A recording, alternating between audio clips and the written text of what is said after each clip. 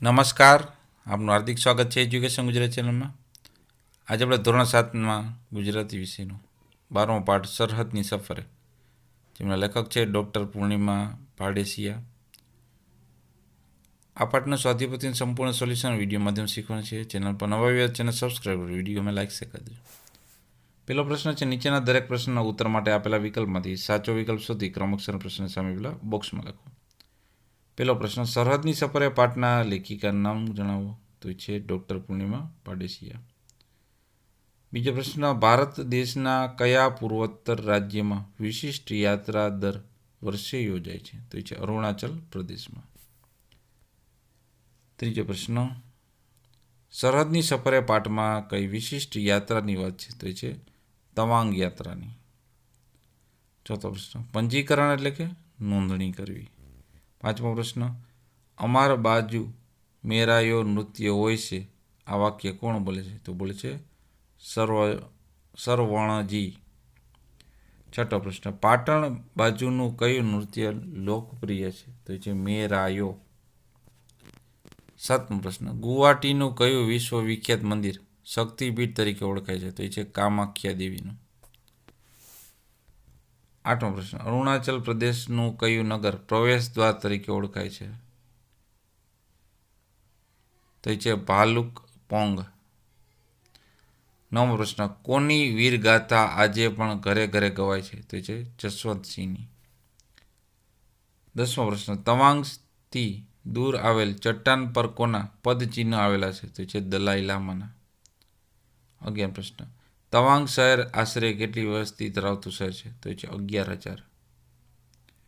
બીજો પ્રશ્ન, યોગ્ય શબ્દ મૂકી ખાલી જગ્યા પૂરો. પેલું, તવાંગ યાત્રામાં પાટણ જિલ્લાના ચલવાડાના સરવણજી પણ જોડાયા છે.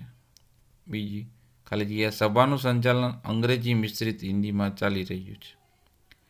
ત્રીજી ખાલી જગ્યા, ગુવાહાટીમાં કામાખ્યા દેવીનું વિશ્વ વિખ્યાત મંદિર આવેલું છે. ચોથી ખાલી જગ્યા, ભારત દેશમાં કુલ 51 શક્તિપીઠો છે. પાંચમું, તેજપુરનું અગ્નિગઢ મંદિર પૌરાણિક મહત્વ ધરાવે છે. છઠ્ઠી ખાલી જગ્યા, ઈસવીસન 1962માં ચીને ભારત પર આક્રમણ કરેલું. સાતમી ખાલી જગ્યા, સૈનિક જસવંતસિંહની યાદમાં જસવંતગઢમાં સ્મૃતિ મંદિર બનાવવામાં આવ્યું છે. આઠમું, સૈનિકોની વીરગાથા દર્શાવતું સ્મારક તવાંગ શહેરમાં છે. નવમી ખાલી જગ્યા, દુનિયાનો છેલ્લો ગુલામ દેશ છે તિબેટ. ત્રીજો પ્રશ્ન, આપેલા વિધાનો ખરા છે કે ખોટા તે નિશાની કરીને જણાવો. પેલું, સભાનું સંચાલન સાંભળી સરવણજીની ભાષાની અગવડ નડી રહી હતી, વિધાન સાચું છે. બીજું, તવાંગ યાત્રામાં ગુજરાતના ગરબા રજૂ થયા, વિધાન ખોટું છે. ત્રીજું, પ્રવાસમાં જેની પાસે નાસ્તો ન હોય એને ગુજરાતી ન કહેવાય, વિધાન સાચું છે. ચોથું, સુરેન્દ્રનગરની બોલીમાં કાઠિયાવાડી અને અમદાવાદી બંને લહેકાઓ બોલી આવી જાય છે, વિધાન સાચું છે. પાંચમું, તવાંગ યાત્રા દર વર્ષે જાન્યુઆરીમાં યોજાય છે, વિધાન ખોટું છે. છઠ્ઠું, તવાંગ યાત્રા રાષ્ટ્રીય, ધાર્મિક અને પ્રાકૃતિક એમ ત્રણેય દ્રષ્ટિએ અદકેરું મહત્વ ધરાવે છે, વિધાન સાચું છે. સાતમું, યાત્રિકો તવાંગ સ્થિત શહીદ સ્મારકના દર્શન કરે, વિધાન સાચું છે. યોગ્ય જોડકા જોડો. કામાખ્યા દેવીનું મંદિર આવેલ છે શક્તિપીઠ તરીકે. અગ્નિગઢ પૌરાણિક નગર છે. જસવંતગઢ તો એ સ્મૃતિ મંદિર છે. નાનકા લામા તો એ છે તપસ્યા સ્થળ. ત્યારબાદ પાંચમો છે પ્રશ્ન, નીચેના વાક્ય કોણ બોલી શકે છે, લખો. પેલું, ये पंजीकरण क्या होता है, સરવણજી. બીજું, અમે 5 જણ સુરતથી આવ્યા છે, ચંદ્રિકાબેન. ત્રીજું, અમને શોધવાનો એક સરસ આઈડિયા બતાવો, ડૉક્ટર નીરવ. ચોથું, ઊંચો ગઢ ગિરનાર વાદળોથી વાતો કરે છે, તો ભરતભાઈ કહે છે. પાંચમું, અમારું કચ્છ પાટણથી ક્યાં દૂર છે, હસમુખભાઈ કહે છે. છઠ્ઠું, હું જાણવા આતુર છું કે જાત્રામાં આગળ શું જોવામાં આવશે, ધરતીબેન કહે છે. પ્રશ્ન છઠ્ઠો છે, નીચેના પ્રશ્નો એક એક વાક્યમાં ઉત્તર લખો. પહેલું, માઇક પરથી હિન્દીમાં કઈ જાહેરાત થવા લાગી. તો જવાબ છે, માઇક પરથી હિન્દીમાં જાહેરાત થવા લાગી जिसका पंजीकरण नहीं हुआ है ये लोग मुझे मिले। बीजो प्रश्न है, राजस्थान उदयपुरथी आवेला भाईने सरवणजीए गुजरातीमां शुं कह्युं? तो राजस्थान उदयपुरथी आवेला भाईने सरवणजीए गुजरातीमां कह्युं, अल्या भाई आ पंजीकरण एटले शुं? ए ज तो पंचायत छे। ત્યારબાદ પ્રશ્ન નંબર ત્રીજો પ્રશ્ન છે, ડૉક્ટર નીરવ તવાંગ યાત્રામાં ગુજરાતીઓને શોધવા કયો ઉપાય બતાવ્યો?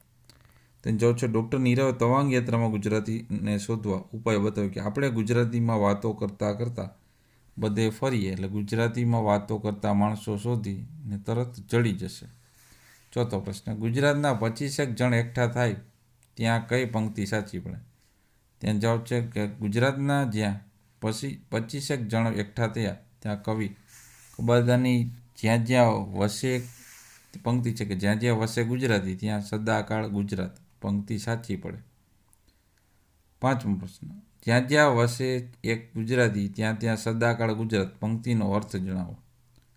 તો આ પંક્તિનો અર્થ થાય છે કે ગુજરાતી દુનિયામાં ગમે તે ખૂણામાં વસે ત્યાં તે પોતાની સંસ્કૃતિ જાળવી રાખીને ગુજરાતને જીવંત રાખે છે। છઠ્ઠો પ્રશ્ન, તવાંગ યાત્રા દરમિયાન સુરેન્દ્રનગરના ભાઈલાભાઈને કઈ બાબત પર નારાજગી દર્શાવી? તેનો જવાબ છે, તવાંગ યાત્રા દરમિયાન જો સાંસ્કૃતિક કાર્યક્રમો થયા તેમાં કેટલાક પ્રદેશોના કાર્યક્રમો થયા પણ ગુજરાતના ગરબા રજૂ ન થતા આ બાબતે ભાઈલાભાઈને નારાજગી બતાવી કે દર્શાવી।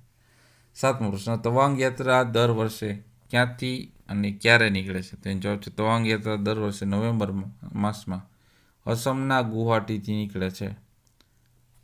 આઠમો પ્રશ્ન, બોમડીલા આકર્ષણનું કેન્દ્ર કેમ છે? તેનો જવાબ છે, બોમડીલામાં આવેલ બૌદ્ધ મઠો અને ગોમ્બાના કારણે જ આકર્ષણનું કેન્દ્ર છે।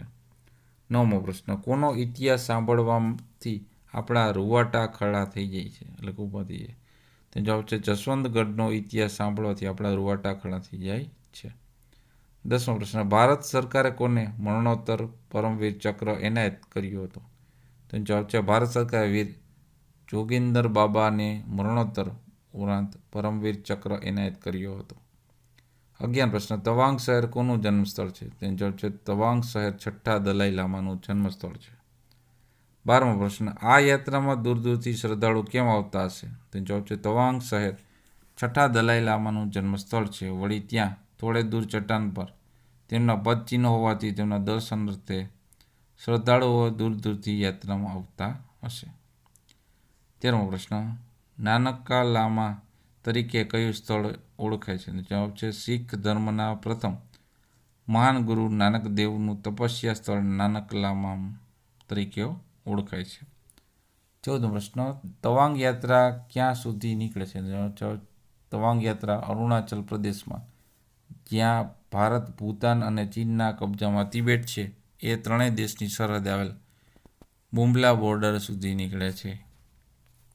પ્રશ્ન 15, આ યાત્રામાં યાત્રીઓ કયા સ્થળોની યાત્રા કરીને ધન્ય થાય છે? તો એના જવાબ છે, આ યાત્રામાં યાત્રિકો સમભાવની, કામાખ્યા દેવીની, ભગવાન બુદ્ધ અને ગુરુ નાનક સંબંધિત સ્થળોની યાત્રા કરીને ધન્ય થાય છે। 16મો પ્રશ્ન, યાત્રિકો કઈ ભૂમિની મુક્તિનો સંકલ્પ લે છે? તેનો જવાબ છે, યાત્રિકો ઈસવીસન 1962માં ચીને હુમલો કરીને ભારતની હજારો ચોરસ કિલોમીટર જમીન પર કરેલ કબજા હેઠળની ભૂમિની મુક્તિનો સંકલ્પ લે છે।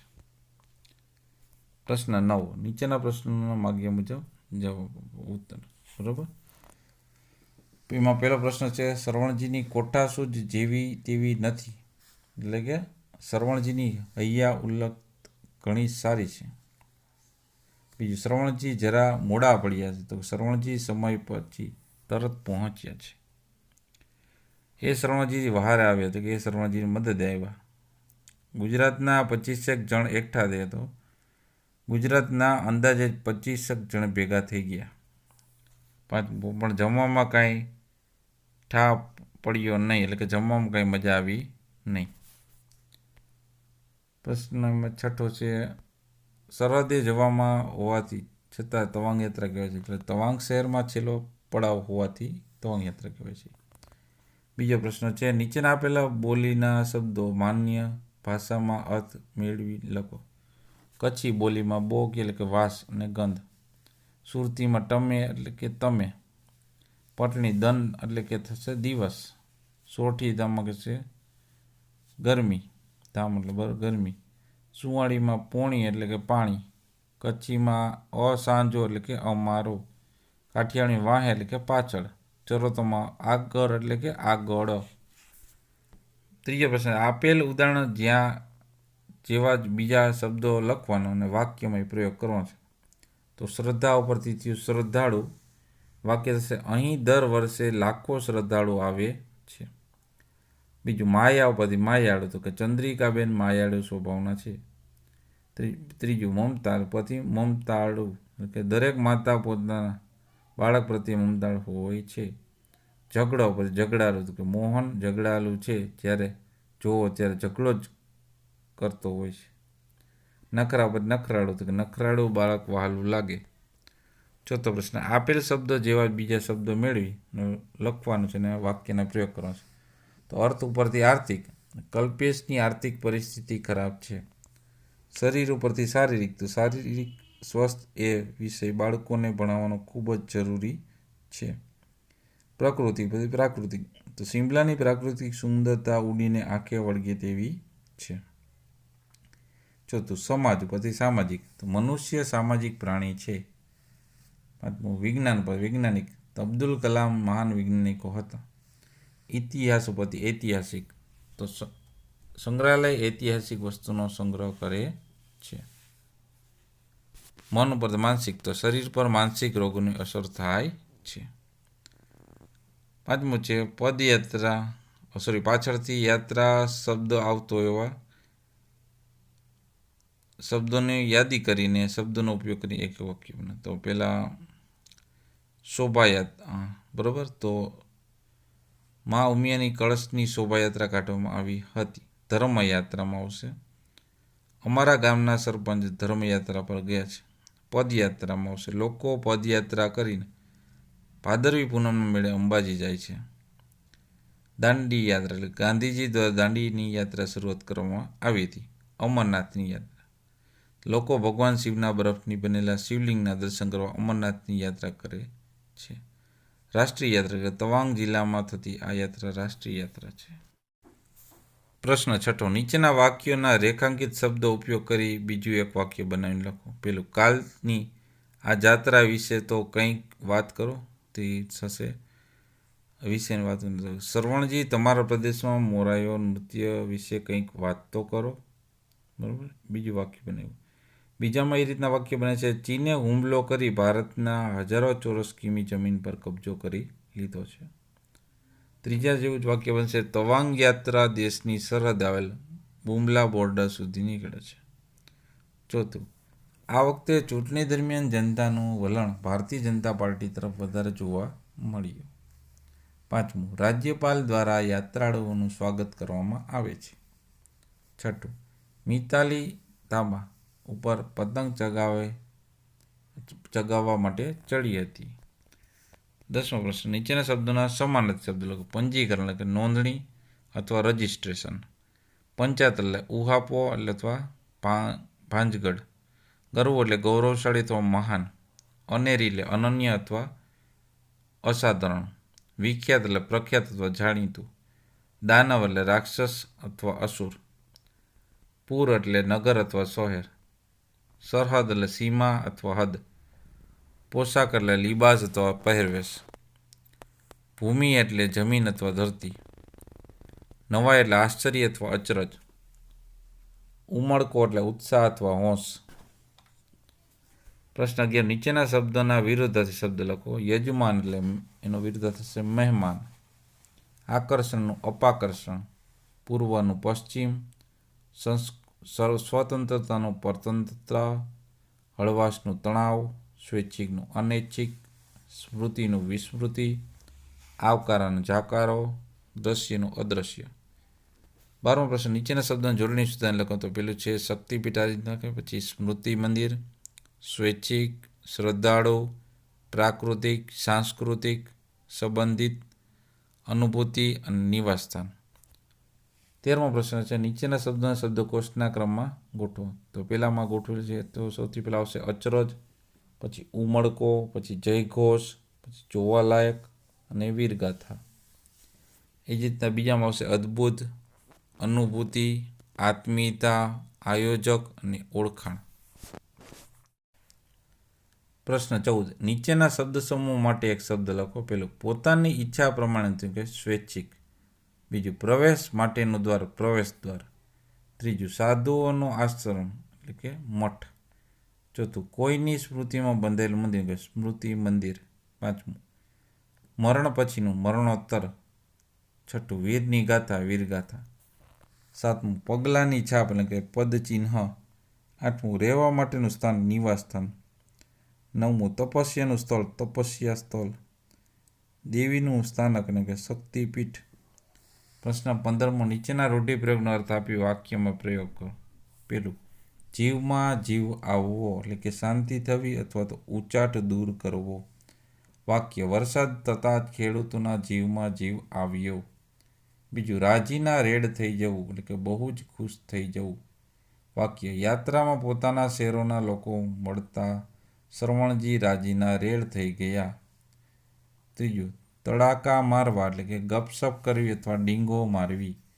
વાક્ય થશે અજાણ્યા પ્રદેશમાં જાણીતી વ્યક્તિ મળે પછી તો આપણે તડાકા મારવા બેસી જઈએ.